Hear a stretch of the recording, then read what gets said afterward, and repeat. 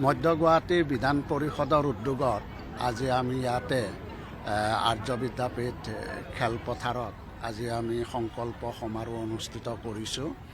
আৰু ইতিমধ্যে আপোনালোকে প্ৰত্যক্ষ কৰিছে যে আমাৰ বৰ্তমানৰ যি নতুন সমষ্টি মধ্য গুৱাহাটী বিধানসভা সমষ্টি, আজি এই সমষ্টিৰ পৰাই আজি অগণন মানুহ আজি এই সভাখনত আহি উপস্থিত হৈছেহি। গতিকে মই ভাবোঁ যে আজি এই সংকল্প সমাৰোহৰ যোগেৰে আজি আমি আমাৰ আগন্তুক নিৰ্বাচনৰ যিটো ৰণধ্বনি, এই ৰণধ্বনি আজি ইয়াৰ পৰাই আমি বজাবৰ কাৰণে এই প্ৰচেষ্টা লৈছোঁ। মই ভাবোঁ যে আৰু বেছি দিন নাই, একমাহ পিছতেই বিধানসভা নিৰ্বাচন অনুষ্ঠিত হ'ব।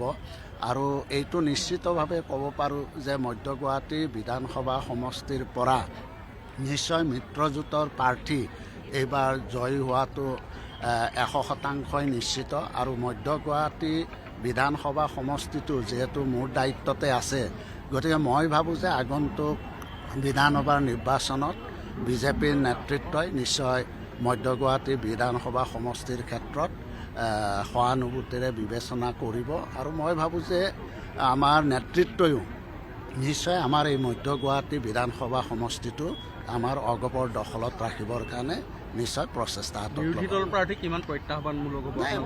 মই ভাবোঁ যে মধ্য গুৱাহাটী বিধানসভা সমষ্টিত মই বিৰোধীৰ তেনে কোনো মই ধৰক যি প্ৰাৰ্থী হ'ব, প্ৰাৰ্থী তেনেকুৱা মই নামেই শুনা নাই। গতিকে মই ভাবোঁ যে যিয়েই নাহক কিয় এই মধ্য গুৱাহাটী বিধানসভা সমষ্টিত কোনো প্ৰত্যাহ্বানৰ সন্মুখীন নহওঁ। আৰু বিগত যিবিলাক নিৰ্বাচন হৈছিল সেই নিৰ্বাচনসমূহতো আমি পশ্চিম গুৱাহাটী সমষ্টিৰ পৰাও আমি বিপুল ভোটত আমি জয়যুক্ত হৈছিলোঁ। যোৱা লোকসভা নিৰ্বাচনত আমি আমাৰ মধ্য গুৱাহাটী বিধানসভা সমষ্টিৰ পৰা প্ৰায় 70,000 ভোটত আমি লিড দিছিলোঁ। গতিকে 70,000 ভোট আমি লিড দিয়াটো এইটো সহজ কথা নহয়। গতিকে মই ভাবোঁ যে এইবাৰ বিধানসভা সমষ্টিৰ পৰা আমি অভিলেখ সংখ্যক ভোট ইয়াত পাবৰ কাৰণে সক্ষম। সমষ্টিটো বিজেপিয়ে দাবী কৰি আছে। আজি এই সংকল্প সমাৰোহে আপোনালোকৰ দলে যে ৰাখিব পাৰিব, এইটো এটা খুঁটি হ'ব নেকি, মাইলৰ খুঁটি হ'ব নেকি আপোনালোকৰ? নাই, চাওক, আমি আজি আমাৰ যিটো শক্তি সেই শক্তিটো আমি আজি প্ৰদৰ্শন কৰিছোঁ। গতিকে মই ভাবোঁ যে বিজেপিয়ে নিশ্চয় এইটো বিচাৰিব, এইটো এটা স্বাভাৱিক কথা। মই নকওঁ যে বিজেপিয়ে বিচাৰিবই। আমিও যেনেকৈ ঠিক তেনেধৰণৰ বিজেপিৰ কিছু চিট আমিও বিচাৰিছোঁ। গতিকে এইটো এটা মানে স্বাভাৱিক কথা। গতিকে মই ভাবোঁ যে এই ক্ষেত্ৰত যিহেতু আমাৰ বিজেপিৰ নেতৃত্বই ছাৰ্ভে কৰিছে, আমাৰো ছাৰ্ভে কৰিছে, তেওঁলোকে নিশ্চয় দেখিছে যে মধ্য গুৱাহাটী সমষ্টিটোতো কাক দিলে জয়যুক্ত হ'ব পাৰিব, সেই কথাখিনি তেওঁলোকে জানে। গতিকে মই ভাবোঁ যে এইটো ভুল তেওঁলোকে নকৰে। হাতীৰ প্ৰতীক অটুট থাকিব এইটো সমষ্টি, এইটো চিয়ৰ। হাতীৰ প্ৰতীক মুখ্যমন্ত্ৰীয়ে এক প্ৰকাৰ কটাক্ষ কৰি আছে যে 126টা সমষ্টিতে অগপই খেলক, এক ধৰণৰ কটাক্ষ হিচাপে লৈছে নে অগপই? সেইটো নহয়, সেইটো কথা নহয়। তাৰ মানে কথা হৈছে যে আজি আমাৰ প্ৰত্যেকটো সমষ্টিতেই সমষ্টিৰ যিবিলাক আমাৰ নেতৃবৃন্দ আছে তেওঁলোকে এই সমষ্টিবিলাক বিচাৰিছে।